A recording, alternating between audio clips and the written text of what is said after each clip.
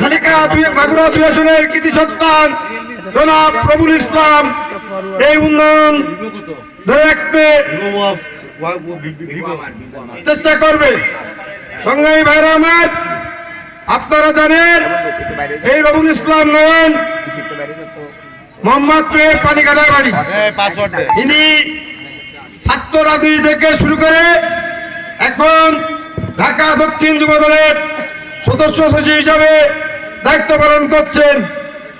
তাই আপনাদের কাছে রবুল ইসলাম নয়নের পক্ষ থেকে আমরা শালিকা যুব দল রবুল ইসলাম নয়নের পাশে আছি, ইনশাল্লাহ থাকবো এই আশা ব্যক্ত রেখে আমি আমার সংক্ষিপ্ত বক্তব্য এখানে শেষ করছি। খোদা হাফেজ। বাংলাদেশ জিন্দাবাদ, জাতীয়তাবাদী যুব দল জিন্দাবাদ, শহীদ প্রেসিডেন্ট জিয়াউর রহমান মোবারক, খালেদা জিয়া জিন্দাবাদ।